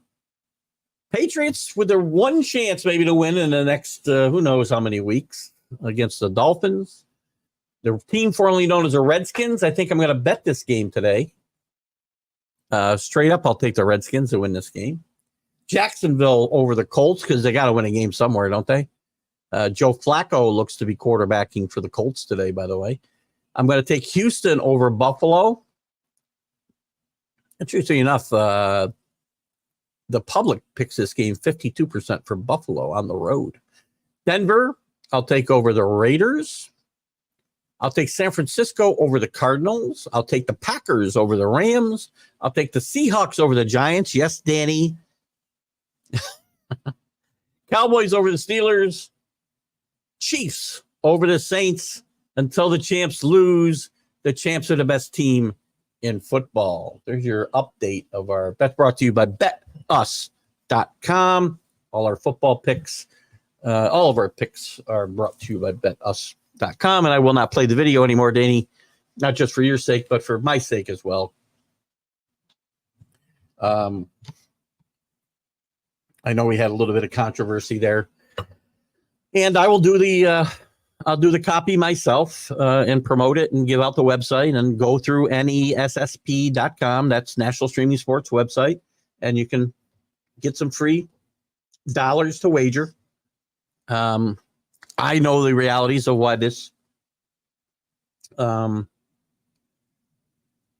sponsor is in place, and it is what it is. But I'm not going to play the video anymore. And I know we had some other conversation come up, Rick, you brought up yesterday, and I did check that out. And not really crazy about the way that was kind of fluffed off myself. So again, if I'm sharing a show to my channel, please let me know if you see inappropriate content, because I won't share it anymore. And I know that I did let the show play longer after I left this morning, so I want to make sure. No offense to anybody over there, but I'm just that's not going to fly here. I can be called a stick in the mud, I can be called whatever, but I'm not gonna. And you guys I'm not going to dive into the topic. Rick brought it to my attention yesterday, and it's something I'm just keeping an eye on. Kenny, Chris F. Grave, did you know Perth was the smallest school playing 11-man football in New York? So small they don't even exist anymore. There's no way Chris would have ever found that information, Kenny. Now we got competition for that information. The I don't know what I want to call that spot. I don't like a name. That was bad, Chris. Bad. Salad's going to be chopped salad. I don't know. Probably firing your coach doesn't help, though. Firing your coach doesn't. I don't know. Who's the last NFL team to fire a coach and then made it to a Super Bowl? I can't think of one. During the season, I can't think of a team that made it to the Super Bowl. Some made it to the playoffs. Patriots did it with Raymond Berry. In fact, they might have got to a Super Bowl now that I think about it, but they lost. I'm good. Thank you for your right. I'm busy. Back on the radio. Good job, Ralph. Ralph and Smoking Jim Frazier do some great stuff with the Sports Corner, as I mentioned on Tuesdays. But Ralph does a lot of other great stuff too. So don't think that's the only thing. And even though Pittsburgh centric, Ralph is a lot of national conversation on his shows as well. Ralph does a lot of good stuff. Andrew Van Ginkel, pick 6. What is that? Oh, that was the guy who picked it up. It just caught me funny. I don't know why. So 10-0. We're end of the quarter. Jets have the ball. Vikings have the ball again. 1st and 5 at the Jet 40. This game's going to be 17-0 pretty quickly. You're right. Sal's going to pay the price here. Rodgers throws another pick. Played well against the Patriots. Bruce Arians, good. That's a good one, Ralph. Bruce Arians almost did it with the Colts. Pagano didn't come back for the play. He missed that whole year, right? Yeah. That was a little bit different situation. I mean, he was filling in for a guy who was sick, I think, right? That wasn't Pagano hadn't been fired. That was year he had cancer, if I'm not mistaken. But still fits the criteria. Interim coaches, it doesn't do well. What happens is, in my mind, listen, I've said this a lot of times. I'm going to say it now too. And we haven't gotten to any Pete Rose conversation. You guys want to talk about Pete Rose at all? I want to throw this out there before we run out of time in 14 minutes. I'm thinking Pete Rose will be in the Hall of Fame now, and I think they did it. They wanted him to be dead before they did it, and I think it's a bit hypocritical of them. But you can't have a Hall of Fame without Pete Rose. Warts and all, Pete Rose has to be in the Hall of Fame and should have been a long time ago. Rest in peace, Pete. You weren't a great person, but you were a tremendous baseball player to watch play. I just want to get that out there in case anybody want to have any conversation about that, because we'll lose track of it by next week, obviously. Interim coaches. I've never been in favor of interim coaches or managers, because you can make a move and you can box yourself in. I think the Raiders have done it. They fired their coach and put Antonio Pierce in last year as the interim. He won a few games, and now you're kind of public opinion is you got to keep that guy. The players may like him, and he may not be the right pick. And a lot of times you're backed into getting a guy that you just don't want. I think it's happened a lot through the years. I think you're better off just sticking it out with the guy you have, unless you got a chance to win. If you got a chance to win and you think you can turn it around, that's great. But if you're a bad football team, like the Raiders were last year, well, maybe they were still alive trying to get in. I don't remember now. But if you're the Patriots, for instance, you're not firing Gerard Mayo anyway. I'm just bringing him up. You don't fire him. I know that Ralph's not a big Mike Tomlin fan. Now, if they were out of the race, which they aren't, they're a better football team, I think, than we thought they might be, at least at this point. But if they were out of the race, I wouldn't fire Mike Tomlin and name one of his assistants who goes out and goes 4-0 in 4 meaningless games. And now all of a sudden, whoa, we should keep this guy, because it hinders the process of finding a new coach for the long term. Just my opinion, of course, right? As it all is. Just because it's 10:15, you don't have to stop commenting altogether, guys. So I throw out the Pete Rose information. Let's look at I want to look at the pitchers. We got 2 games today in the Major League Baseball. We got 2 games tomorrow. Let's see if we've named. We got a lot of the undecideds pitching these games. Today we have the Mets at Philadelphia. We got Luis Severino, former Yankee, against Christopher Sanchez. Philadelphia is solidly behind the 8 ball after blowing that game yesterday. I'm sorry, 111 pitchers or not, I'm leaving Wheeler in that game. San Diego will be at L.A. It'll be Yu Darvish against Jack Flaherty. What are the Dodgers doing, Danny, after Flaherty? And then tomorrow, 4 o'clock. I love these 4 and 8 o'clock games. I love them. Detroit will go to Cleveland. It'll be Skubal, who'll probably get 2 starts if it goes long enough here, and Matthew Boyd. Kansas City and New York, it'll be Cole Reagans against Carlos Rendon, who I do not have a lot of faith in. I believe the Yankees will probably go with Heel and Schmidt. They left oh crap. Isn't that terrible? They left all what's his name off the roster. Only 11 pitchers the Yankees have brought. A lot of days off during this series, and the Yankees only have 5 position players, 15 bench players. Remember, again, it's the writers who make the decisions for the Hall of Fame. The Hall of Fame committee in only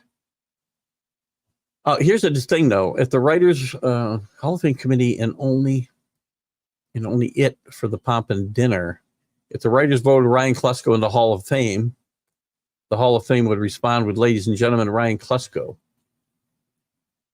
Well, this is true, but the writers can only vote for the people, and it's not just the writers, because there's a legends committee, or whatever we call it now, old timers committee, which they've called it 17 different things through the years.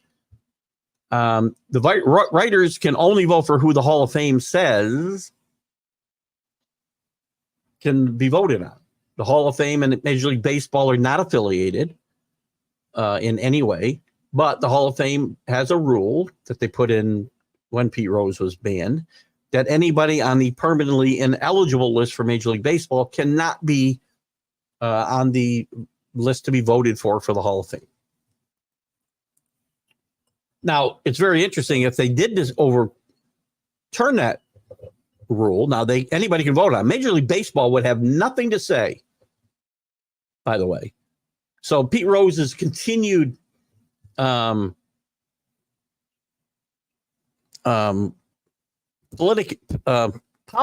with Major League Baseball was to come off the ineligible list, not to be put on the Hall of Fame ballot. That's the Hall of Fame's decision. They still don't have to put them on the ballot. So it's really 2 different things that have to come into play here. That rule has to go away. And he needs to be put. I don't know if he'd be put on the ballot or he would go to the Veterans Committee, whatever we call it today, to be voted on. He's never been on the ballot. Almost everybody the veterans have brought up have been on the ballot at one time or another, except maybe managers and whatnot, because managers don't get voted in by the writers. Managers always come in through this other committee, as do writers and broadcasters.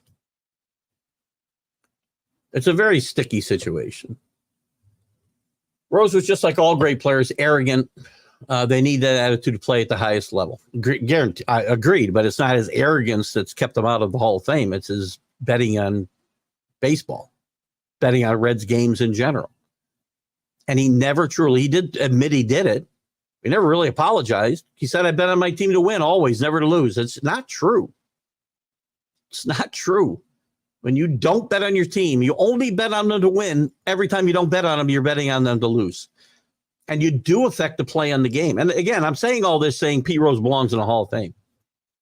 But don't come out and say he didn't affect the games, because he did. If you bet on a team to win, he's going to make moves till he wins his bet, not wins the game. Yes, he's making moves so the Reds win and he wins money as well.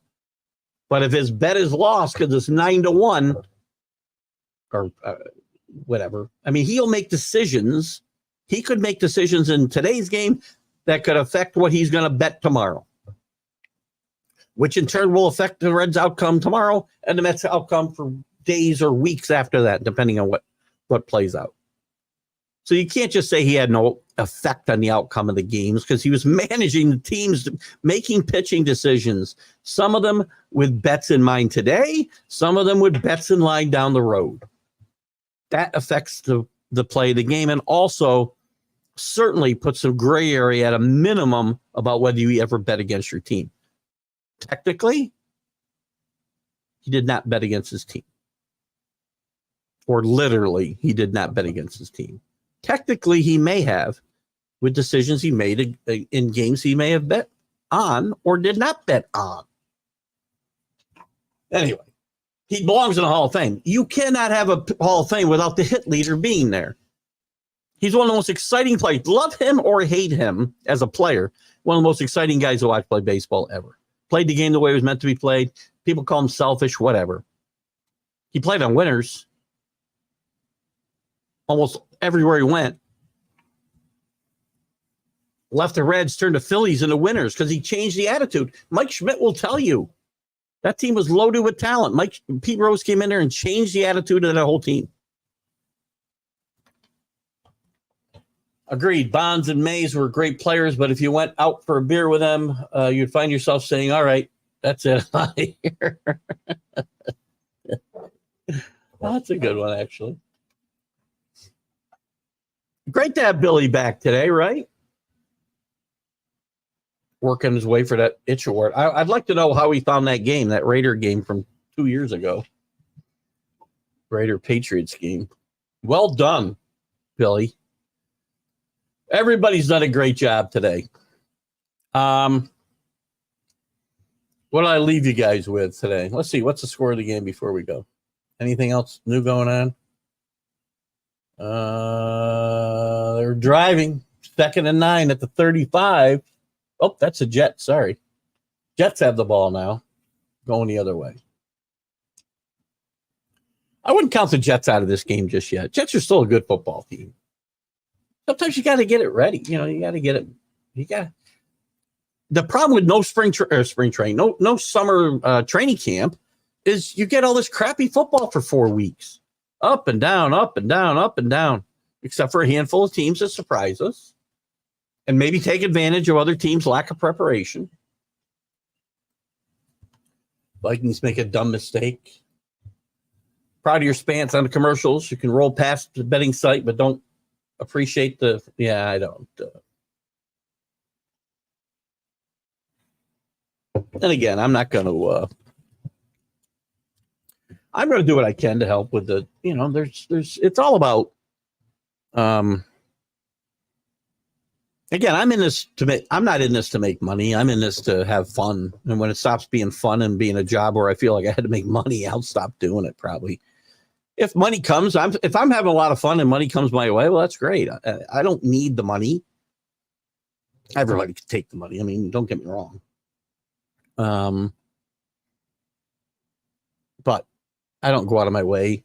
I want to support national streaming sports, but there's only so much I can support. I can only turn my head and hold my nose for certain things. I did a great job on the Mac show. What did I do that today? Did I do anything good? We probably won't get your answer. Well, we might get ready to wrap it up here, but I always have fun with Mac and Jack. And James and Sonia.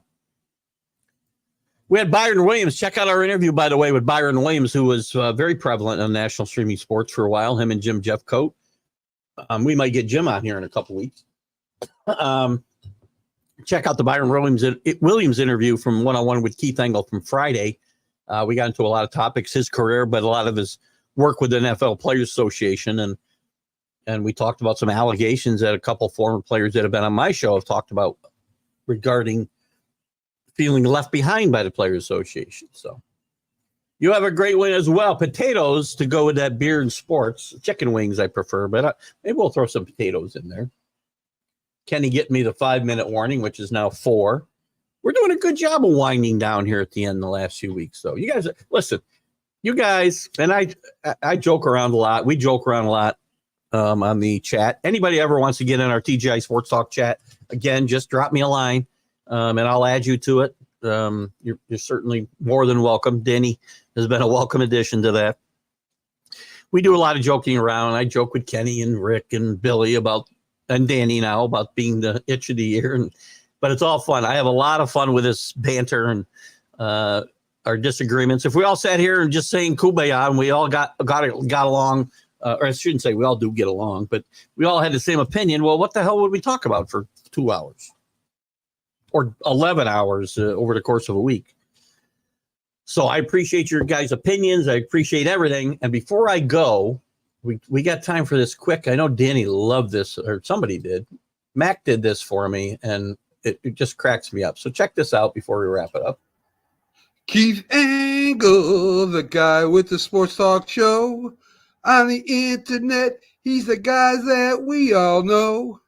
If you love your sports, he's the guy for you. He has lots of shows on Roku. Keith Engle with the TGI Sports Talk show. You can't make that up, right? Now, so just to give back a little to Mac, thank you for that little jingle, Mac, and we'll have some fun with that through the week. So, guys, we'll get ready to wrap it up. Kenny says he's the only true itch. All the others are pretenders. So we got some competition going on here. Maybe we'll have our own election day as we reach the end of the year, assuming a year. Guys, I thank you for your participation. As always, enjoy the football. We'll be back on Wednesday with the college football huddle and back next week with more Sunday stream of consciousness and some other stuff during the week. We'll show you all that. Have a great Sunday. Enjoy. And be smart out there on the roads and betting and all of that. Have a great weekend, guys. Bye. You're listening to Keith Engle, the host of TGI Sports Talk on the National Streaming Sports Roku.